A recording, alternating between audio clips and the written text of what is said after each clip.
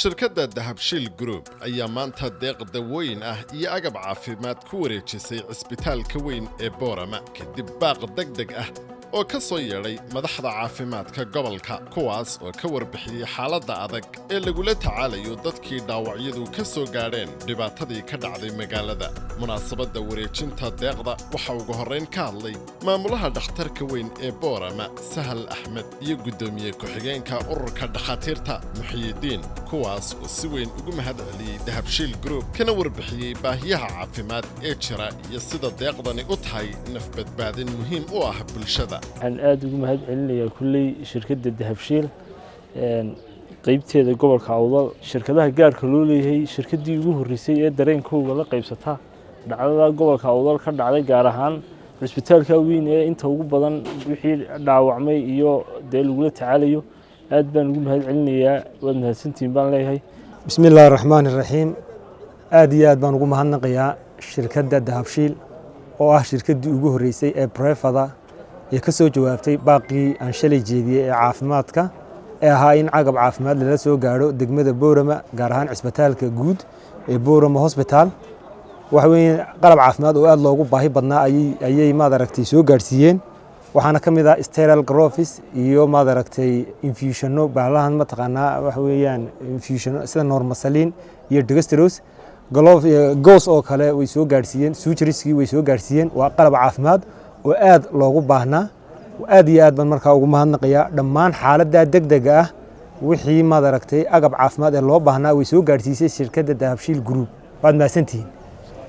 Idris Xaashi Dharaar maamulaha Dahabshiil Group ee gobolka Awdal ayaa halkaasi ka sheegay in shirkadda ay ka go'an tahay inay garab istaagto bulshada gaar ahaan xilliyada ay jiraan duruufo caafimaad ama kuwa nabadeed oo degdeg ah.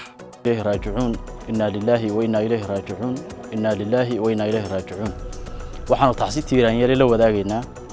dadkeena ku dhintay ee ehelkeena ahaa ee rabshadii Boorama ka dhacday ku dhintay ayaanu taxsi tiiraanyeel u diraynaa waxaan ilaahay ugu rajaynaynaa inta dhaawacana ilaahay u boogadhayo. shirkadda Dahabshiil Group ee gobolka Awdal markay aragtay baaqa ka soo baxay bahda caafimaadka wasaaradda caafimaadka iyo dadweynaha gobolka Awdal waxaanu ka jawaabaynaa baahida ay qabaan ee ugu muhiimsan dhowr boqol oo kartoon oo dawo ah ayaanu soo diyaarinay oo aanu ku wareejinaynaa dhakhtarka weyn si loogu daweeyo bukaanka inaga yaala ee jiifa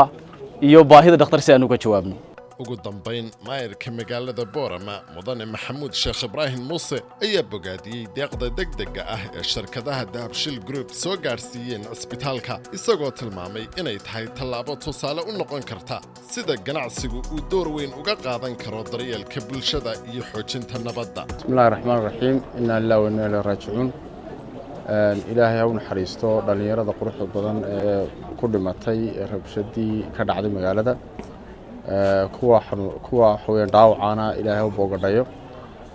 waxaan aad ugu mahadcelinayaa dhammaan shaqaalaha caafimaadka gobolka Awdal oo si aad iyo aad waxa weeyaan shaqo wanaagsan uga qabtay siday u gargaari lahaayeen dadka dhaawaca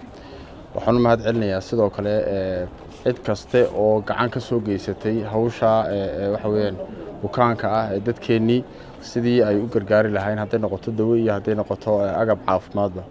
waxaan aad ugu mahadcelinayaa shirkadda maanta aanu joogno ee Dahabshiil Group oo iyadu keentay dawo lana dareen noqotay bulshada gobolka Awdal aad baan ugu mahadcelinayaa waxaan leeyahay jazaakumullahu khayr. deeqdan caafimaad waxa ay qayb ka tahay dadaalada Dahabshiil Group ee ku dhisan u gargaarista bulshada xoojinta adeegyada caafimaadka iyo garab istaagga hay'adaha caafimaadka ee dalka gaar ahaan xilliyada ay jiraan xaaladaha degdega ah.